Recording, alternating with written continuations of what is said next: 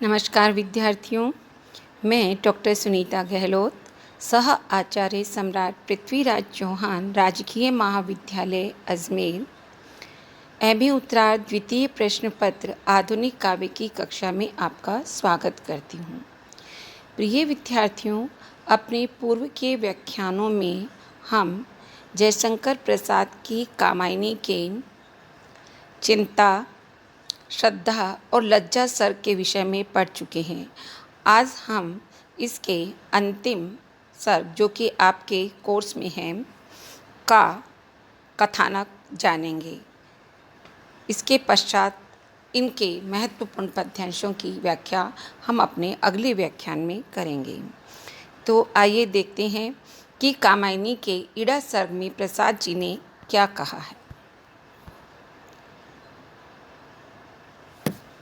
इड़ा शब्द का शाब्दिक अर्थ है बुद्धि। यहाँ पर कवि जयशंकर प्रसाद ने बताया है कि किस प्रकार से श्रद्धा विहीन होकर के मनु भटकते भटकते सारस्वत प्रदेश के खंडहरों में पहुँच जाते हैं और वहाँ पर इड़ा उन्हें बुद्धि की ओर प्रवृत्त करती है। तो आइए देखते हैं। मनु श्रद्धा को छोड़कर हिमालय की उच्च शिखर पर स्थित गुफा से नीचे की ओर चल दिए। उन्हें मार्ग में कितने ही पर्वत एवं नदियाँ मिली और नदियाँ जिस तरह अबाध गति से नीचे की ओर बहती चली जा रही थी, उसी तरह मनु भी विचारों के प्रवाह में लीन होकर अज्ञात दिशा में नीचे की ओर चले जा रहे थे। उनके मन में नाना प्रकार के संकल्प विकल्प उठ रहे थे। मस्तिष्क अनेक अभावपूर्ण विचारों से भरा हुआ था और हृदय में जीवन की कटुता एवं विषमता के कारण संघर्ष चल रहा था। चलते चलते वे सारस्वत नगर में आए।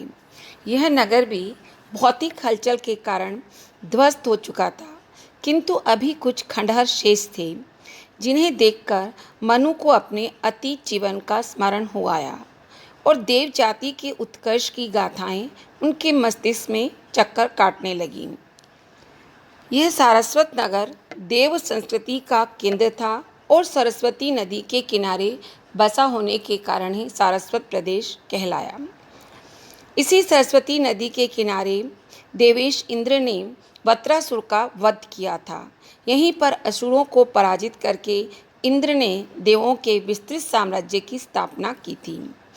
इसीलिए इस सारस्वत प्रदेश में आते ही मनु को सुर और असुरों के संघर्ष का स्मरण हुआ कि वे दोनों ही किस तरह मिथ्या गर्व एवं मिथ्या दंभ के वशीभूत होकर परस्पर लड़ते थे। देव जाति किसी भी अन्य शक्ति की उपासना नहीं करती थी। वह स्वयं को सर्वोपरि समझकर अपनी ही उन्नति में लीन रहती थी और अपने अतिरिक्त अन्य किसी शक्ति की कोई सत्ता स्वीकार नहीं करती थी। दूसरी ओर असुर जाति वरुण आदि प्राकृतिक शक्तियों की उपासिका थी और देवों को अहमवादी समझकर स्वयं को अत्यंत प्रवीण समझती थी। इसी कारण दोनों में निरंतर संघर्ष चलता रहता था। यह संघर्ष कभी तर्कपूर्ण वाद विवाद से तो कभी शस्त्रों से होता था। आज मनु के मन में भी संघर्ष चल रहा था, क्योंकि जिस तरह श्रद्धा एवं विश्वास से रहित होने के कारण सुर और असुरों में परस्पर संघर्ष होता था, उसी तरह आज श्रद्धाहीन होने के कारण मनु के हृदय में भी संघर्ष चल रहा था। इसीलिए मनु को आज प्रतीत हुआ कि आज मैं सचमुच श्रद्धाविहीन हो गया हूँ, अर्थात आज मेरे मन से श्रद्धा का भाव भी समाप्त हो गया है। इसी क्षण मनु को काम की श्राप ध्वनि सुनाई दी। काम ने आकाशवाणी के रूप में मनु से कहा, मनु, तुम उस परम विश्वास में श्रद्धा को भूल गए। उसने तो तुम्हारे लिए अपना सर्वस्व अर्पण कर दिया था, किंतु तुम्हारे हृदय में बराबर अविश्वास एवं स्वार्थ बना रहा और तुम सदैव कुछ मेरा हो कि संकुचित भावना से भरे रहे। अब उसी संकुचित भावना के कारण तुम्हें थोड़ा सा भी सुख नहीं मिलेगा। तुम्हारे जीवन में सदैव संघर्ष चलता रहेगा और तुम जिस प्रजातंत्र की स्थापना करना चाहते हो, तुम्हारा वह प्रजातंत्र भी श्राप से भरा रहेगा। सारी प्रजा भेदभाव से भर जाएगी। वह नाना प्रकार की समस्याओं में उलझकर अपने ही विनाश का प्रयत्न करेगी। निरंतर कोलाहल और कलह बढ़ते जाएंगे। जनता को अभिष्ट वस्तु की प्राप्ति तो दूर, अपितु अनिश्चित खेद ही प्राप्त होगा। वे एक दूसरे को भी पहचान न सकेंगे और सब कुछ पास होने पर भी उन्हें संतोष नहीं मिलेगा। इस तरह इस संकुचित दृष्टि के कारण सभी को अत्यधिक कष्ट प्राप्त होगा। अनेक प्रकार के संदेह उत्पन्न होते रहेंगे। स्वजनों में विरोध फैलेगा, चारों ओर दरिद्रता फैलेगी। मनुष्य नित्य नए नए रंग बदलेंगे और हृदयों में पवित्र प्रेम का अभाव होने के कारण मस्तिष्क और हृदय दोनों में लगातार विरोध बना रहेगा। सर्वत्र सद्भावना एवं सहानुभूति का अभाव रहेगा और भेदभाव के फैल जाने से मानव की असीम एवं अमोघ शक्ति का भी ह्रास हो जाएगा। सारा जीवन ही संघर्ष बन जाएगा।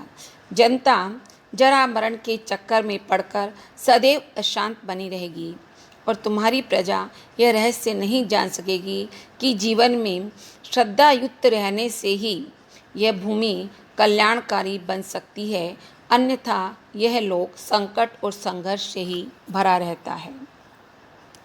और काम की ये शाप ध्वनि अचानक विलीन हो गई, किंतु मनु अवाक होकर अपने दुखपूर्ण भविष्य के बारे में खड़े खड़े सुनते रहे और सोचते रहे कि अब तो जीवन में अनंत यातना ही रह गई है तथा इन्हें दूर करने का कोई उपाय भी दिखाई नहीं देता। अचानक उनकी दृष्टि सरस्वती नदी की ओर चली गई। उस समय सरस्वती नदी मधुर ध्वनि करती हुई बह रही थी और उसकी शीतल लहरें किनारों से टकरा रही थीं। सहसा प्रभात हुआ और प्राची में सूर्य की प्रकाशमयी किरणें निकलकर चारों ओर अपना मधुर आलोक फैलाने लगीं। इसी क्षण एक अनुपम सुंदर युवती मनु को दिखाई दी। अपने अलौकिक सौंदर्य के कारण वह नयन महोत्सव की प्रतीक एवं अम्लान नलिन की नवमाला के समान प्रतीत होती थी। उसके मुखमंडल पर सौंदर्य छाया हुआ था। उसकी अलकें बिखरी हुई थी। उसका ललाट अत्यंत उच्च एवं स्पष्ट था। उसके दोनों सुंदर नेत्र अनुराग एवं विराग से भरे हुए थे। वह संपूर्ण ज्ञान विज्ञान से परिपूर्ण थी। उसके एक हाथ में कर्म कलश था जिसमें जीवन रस का सार भरा हुआ था और दूसरा हाथ विचारों के नभ को अवलंबन देता हुआ बुद्धि की गहनता को प्रकट कर रहा था। श्वेत वस्त्र से उसका शरीर ढका हुआ था और उसके चरणों में तीव्र गति भरी हुई थी। उसे देखते ही मनु ने उसका परिचय पूछा। उस बाला ने कहा, मेरा नाम इड़ा है, किंतु बताओ तुम कौन हो और यहाँ क्यों घूम रहे हो? मनु बोले, हे बालिके, मेरा नाम मनु है। मैं इस संसार का पथिक हूँ और अनेक प्रकार के कष्ट झेलता हुआ बस इस जीवन पथ पर चला जा रहा हूँ। तब इड़ा बोली, तुम्हारा स्वागत है, किंतु तुम देख रहे हो कि यह सारा सारस्वत प्रदेश आज उजड़ा पड़ा है। यह मेरा ही प्रदेश है और भौतिक हलचल के कारण आज ये पूरी तरह से नष्ट भ्रष्ट हो गया है। मैं अब तक इस प्रदेश में इसी आशा में पड़ी हुई कि कदाचित मेरे भी दिन फिर जाए और पुनः यह प्रदेश धन जन से पूर्ण होकर समृद्धिशाली हो जाए। मनु बोले, देवी, मैं तो यहाँ इसी कारण आया हूँ कि कोई मुझे जीवन का महत्व समझाए। अतः तुम बताओ कि मैं क्या करूँ और किस तरह भविष्य को उज्जवल बनाकर संसार के भय से मुक्त होने की चेष्टा करूँ। न जाने क्या सृष्टिकर्ता ने इस सृष्टि का निर्माण संसार के प्राणियों को भयभीत बनाने के लिए किया है। पता नहीं चलता कि संसार का अधिपति कौन है। वह कैसा निष्ठुर है जो किसी दुखिया की पुकार तक नहीं सुनता और संपूर्ण सुखों पर दुख का आवरण डाले रहता है। सुना है इस नीले आकाश से परे कोई प्रकाश का लोक है और वही इस सृष्टि का स्वामी रहता है। क्या वह मुझे सहायता देकर मेरे अभावपूर्ण परतंत्र जीवन को स्वतंत्रता प्रदान कर सकता है और संपूर्ण दुखों एवं अभावों से मुझे मुक्त कर सकता है? इतना सुनकर इड़ा बोली, वह सृष्टि का स्वामी भले ही कोई भी क्यों न हो, परंतु मनुष्य कितना मूर्ख है जो अपनी शक्ति पर विश्वास न करके दूसरों पर निर्भर रहता है और स्वयं को अत्यंत दुर्बल समझकर कुछ नहीं करता। मनु, तुम्हें आत्मविश्वासी बनना है। याद रखो, जो व्यक्ति दूसरों पर निर्भर न रहकर स्वयं अपने पैरों पर खड़ा होकर आगे बढ़ता है, उसे कोई नहीं रोक सकता। इसीलिए अपने जीवन को उन्नत बनाने के लिए तुम्हें भी अपने पैरों पर स्वयं खड़ा होना है, आगे बढ़ना है और अपनी बुद्धि का कहना मानकर इस प्रकृति के संपूर्ण रहस्यों का उद्घाटन करना है।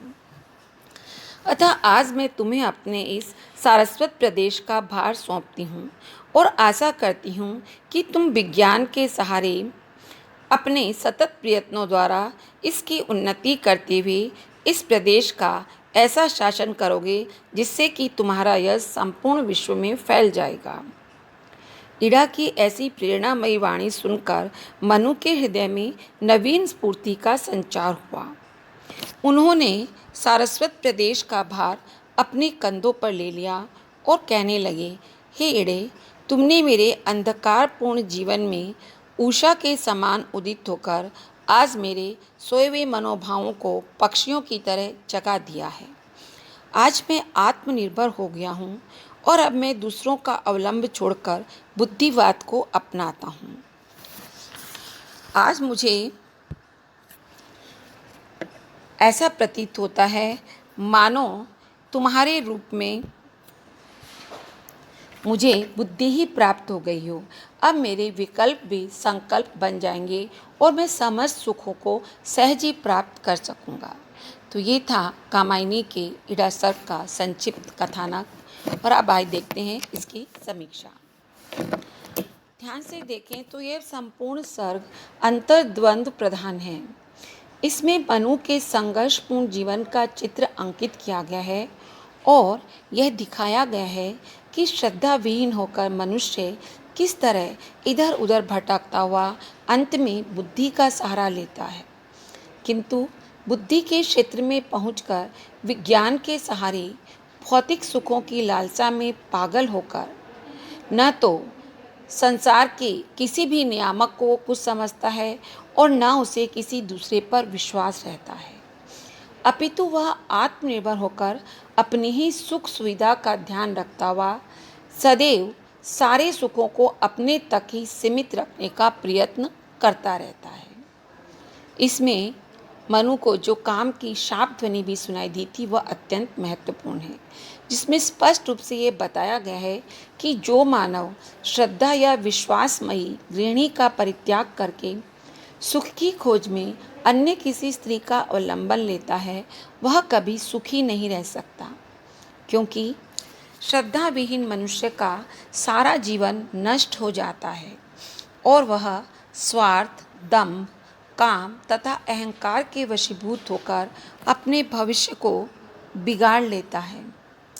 यहाँ काम के द्वारा दिया गया समरसता का संदेश भी अत्यंत महत्वपूर्ण है। मनु अभी तक हृदय के क्षेत्र में चल रहे थे जब तक कि वो श्रद्धा के साथ थे, परंतु अब वे बुद्धि के क्षेत्र में आते हैं। प्रसाद जी ने दोनों क्षेत्रों का चित्रण करके यह दिखाया है कि मानव न तो अकेले हृदय या भाव क्षेत्र में ही सुखी रहता है और न ही अकेले बुद्धि अर्थात विचार क्षेत्र में ही उसे सुख अथवा जीवन का आनंद प्राप्त हो सकता है। कवि ने यहाँ सफल प्रजातंत्र का भी बड़ा सफल चित्रण, सजीव चित्रण किया है।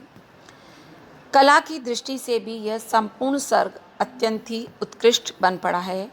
इसमें रूपक, सांग रूपक, उत्प्रेक्षा, उपमा आदि अलंकारों के सहारे कवि ने बड़ी सुंदरता से भावों का चित्रण किया है। अनेक प्रकार के नए छंदों को अपनाया गया है जो देखने में घनाक्षरी पद के समान जान पड़ते हैं, परंतु वह कवि के द्वारा निर्मित छंद है। इड़ा का चित्रण अत्यंत ही सजीव और मार्मिक बन पड़ा है, जिसका पार्थिव रूप के साथ साथ सांकेतिक रूप में भी अत्यंत सुंदर चित्रण किया है, जिसमें उसे बुद्धि का प्रतीक माना गया है। यहाँ कवि का बिंब विधान भी अत्यंत सजीव एवं मार्मिक है। कवि की शैली लाक्षणिक एवं प्रतीकात्मक है। अपने इसी शैली के द्वारा कवि ने मनु के अंतर्द्वंद्व इड़ा के रूप सौंदर्य आदि का सुंदर एवं सजीव निरूपण किया है। इस स्तर के कथोपकथन अर्थात संवाद भी अत्यंत मार्मिक संक्षिप्त है, जिनसे मनु एवं इड़ा, मनु अर्थात मन का प्रतीक और इड़ा अर्थात बुद्धि का प्रतीक, दोनों के चरित्रों का सम्यक उद्घाटन हुआ है। धन्यवाद। अपने अगले व्याख्यान में हम इड़ा स्वर के महत्वपूर्ण पद्यांशों की व्याख्या करेंगे।